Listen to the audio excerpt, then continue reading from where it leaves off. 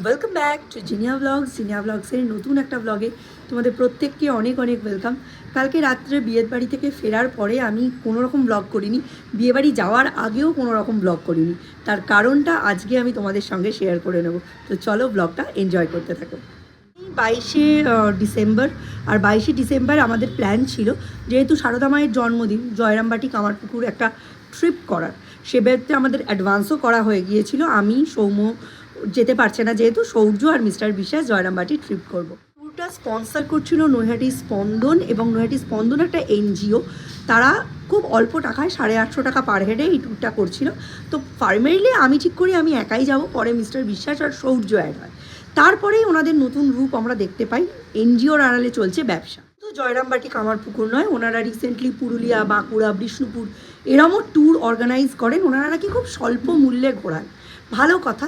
ওনারা বলেন সিটটা আগে বুক করতে হবে। সেখানে আমরা না দেখেছি ওনাদের কোনো পুরনো অতীত, যে ওনারা কীভাবে ঘোরান, কেমন ওনারা ফেসিলিটি দেন, সেটা না বারংবার বলতে থাকেন আমাদের সিট বুকিংয়ের টাকাটা অ্যাডভান্স করতে হবে। তো আমরা 500 রুপিস করে 1500 টাকা আমরা অ্যাডভান্স করে দিই। এই অ্যাডভান্সটা করে দেওয়ার পরেই ওনাদের আসল রূপটা শুরু হয়।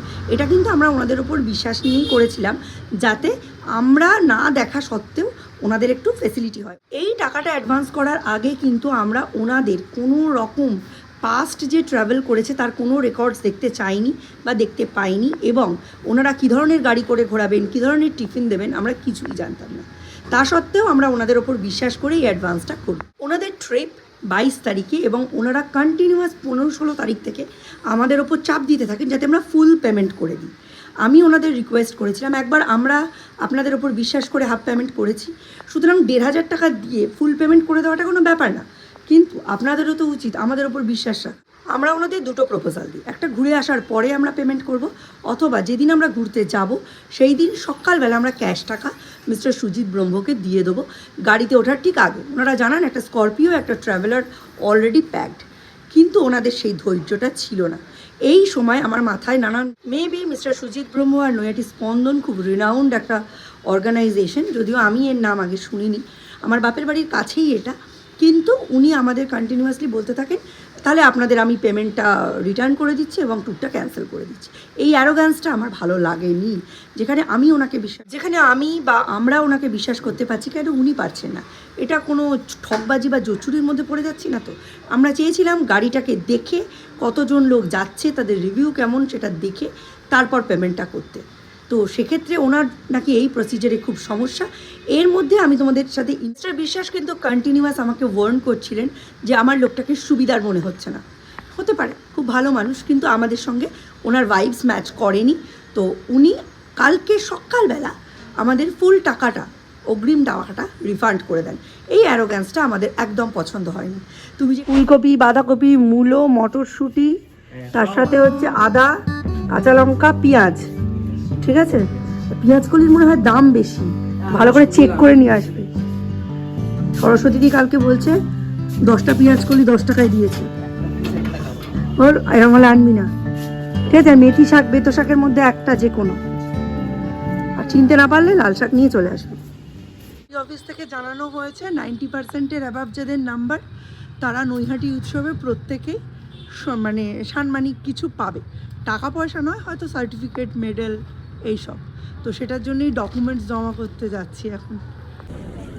স্টেশন, হ্যাঁ স্টেশন স্টেশন স্টেশন।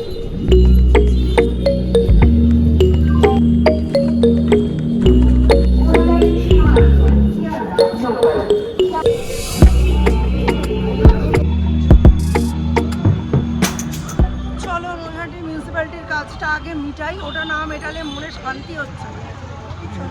এটা নৈহাটি মাতৃ সদনের এন্ট্রান্স, এর পরেরটা মিউনিসিপ্যালিটির।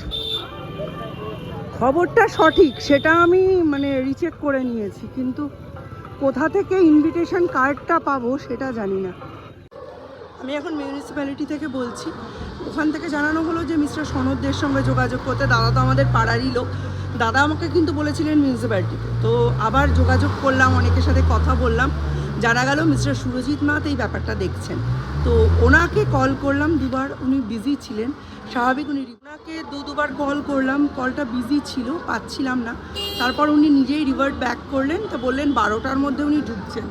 এখন বাজে 11টা, টুকটাক কাজগুলো করি, তারপর আবার এসে ওনার কাছ থেকে ইনভিটেশন লেটারটা আমায় কালেক্ট করতে হবে। ওনার ওই ইনভিটেশন লেটারটা পেলে এখানে নামটা এনলিস্ট হবে।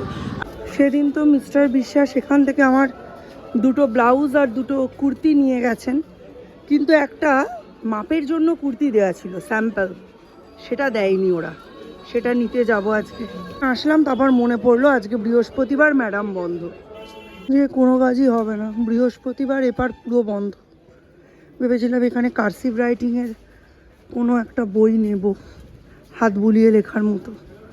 আজকে এপারে পুরো বন্ধ, ওপারে যেমন ভাগে ভাগে বন্ধ থাকে, কোনোটা শুক্রবার, কোনোটা রবিবার, কোনোটা বৃহস্পতিবার, এপারে কিন্তু পুরোটাই বৃহস্পতিবারে বন্ধ থাকে। খুব ভুল হয়ে গেল। ঠাকুরপাড়া যাবে? ঠাকুরপাড়া গ্যাসের রুগী, ভুলভাল দাম শুনলে আরো গ্যাস হয়ে যাবে। পায়ে হেঁটেই যেতাম, আমার 12টার সময় আসতে হবে, ওই জন্য চেনে না কিছু। এখন যাচ্ছি আবার মিউনিসিপ্যালিটি, দেখা যাক।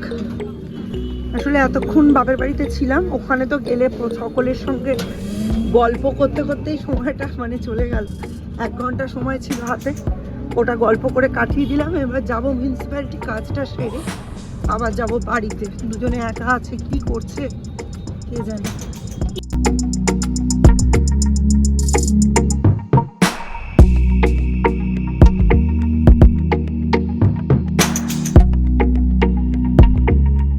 সুরজিৎ নাথ বলে যার কথা বলা হচ্ছে, উনি আমাদের মাদার্স ল্যাপের হেড স্যার। আর দেখেই তো চিনতে পেরেছে, সৌম্যর জন্য কার্ড তো পেলামই, প্লাস দ্বীপের আরও দুজন বন্ধু, ওই অনিক নাথ আর ঋষিদীপ মণ্ডল, দুজনের কার্ডও আমি নিয়ে যাচ্ছি, আমি ওদের দিয়ে দেবো। আর বাকি রইল দুজন, একটা হচ্ছে শোভন পাল আর রোমালি পাল। আমাকে বলছে সবাইকে চেনে না, যে হ্যাঁ সেন্ট লুকে সবাইকে চিনি। তখন বললো যে ঠিক আছে, কোনো অসুবিধা নেই, আপনি ওদের একটু খবর দিয়ে দিন যেন ওরা এসে কালেক্ট করে নেয়।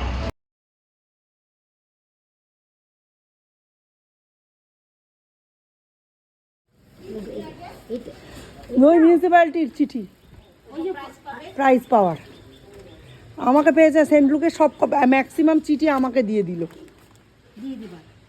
আরে দেখা সকলের সঙ্গে হলে তো। এটা নে, প্রথমেরটা কি আছে লেখা, পড়ে বল। এখানে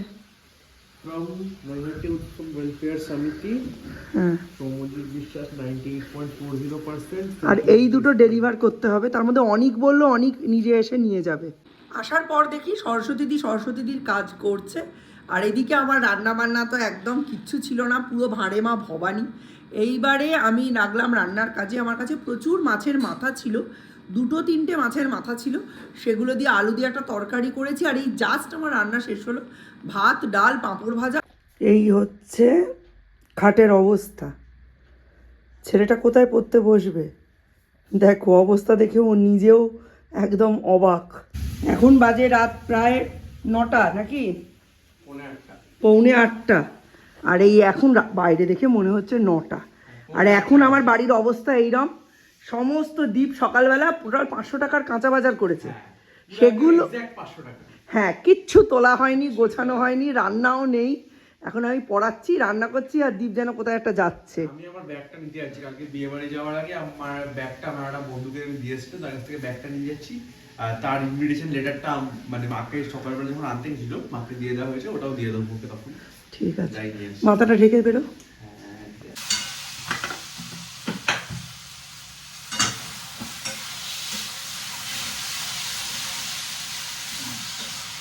বাপরে বাপ, কি দৌড় দিয়েছি তোমাদের বলে বোঝাতে পারবো না।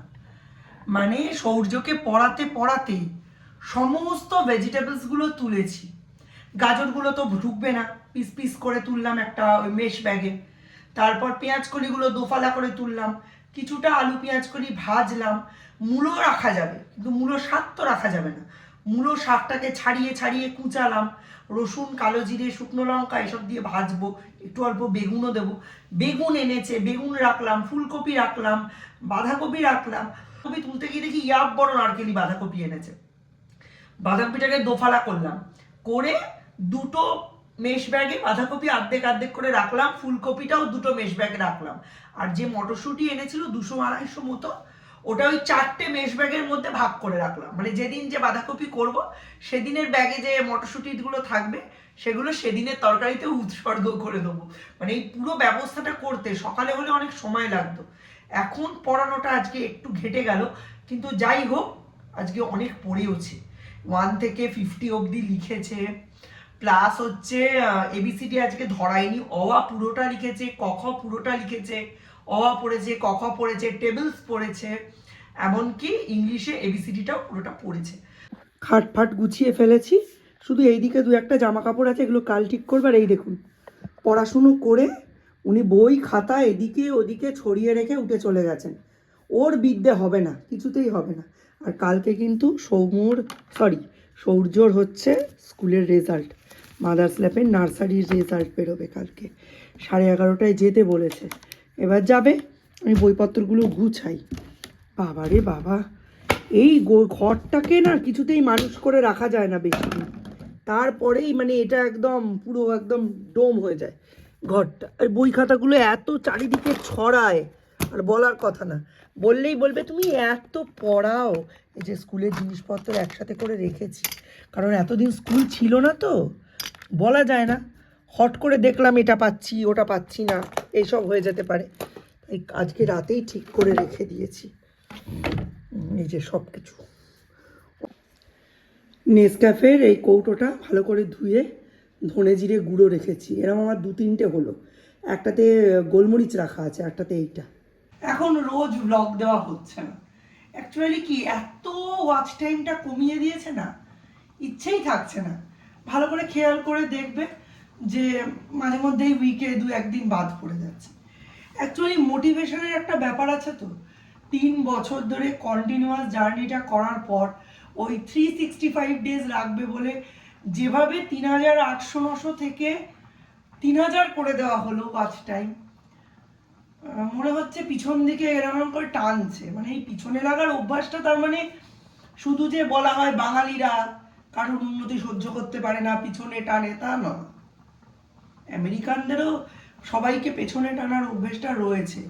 লেগ পুলিং, তারপর ব্যাক বাইটিং, এটা খালি বাঙালিদের নেই। এদিকে মাছের ওই সিলভার কাপটা এনেছিলাম 3 কেজি 100, ওটার কারি বসিয়েছি, আদা পেঁয়াজ রসুন ধনেপাতা টমেটো দিয়ে কষা কষা করে করব। আর এই দিকে ডাল হচ্ছে, আর মূলো শাকটা ভাজাটা বাকি আছে, আলু পেঁয়াজ কলি ভেজে নিয়েছি। কালকে ঠান্ডায় যাতায়াত করে আবার গলাটা প্রবলেম করছে, দেখা যাক। খুব না সেন্সিটিভ হয়ে গেছে মানে আমার ভোকাল কর্ডটা। এই মিস্টার বিশ্বাস এলেন, উনি আসলেই তো এডিটিংয়ের জন্য ফোনটা নিয়ে নেবেন, তার আগে ভাবলাম একটু তোমাদের সঙ্গে কথা বলে নিই। সারা সকাল তো দৌড়তে দৌড়তেই কেটে যায়, সেরকম কথাবার্তা হয় না। কালকে থেকে রেগুলার বসাবো ভাবলাম, কালকে তো রেজাল্ট কি হবে জানি না। শুধু রেজাল্ট না, কালকে মাদার্স ল্যাব থেকে আমায় নৈহাটি উৎসবের ড্রয়িংয়ের ফর্ম আনতে হবে।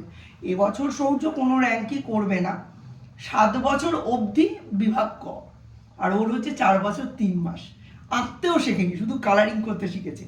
আমি বলেছি বসাবো, যে যা পারবে যেটুকু পারবে, দাগ কাটবে তো দাগই কাটুক, কিন্তু বসুক, ওইটার জন্য ফর্ম আনবো। আর কি, আর কিছুই না, চলো।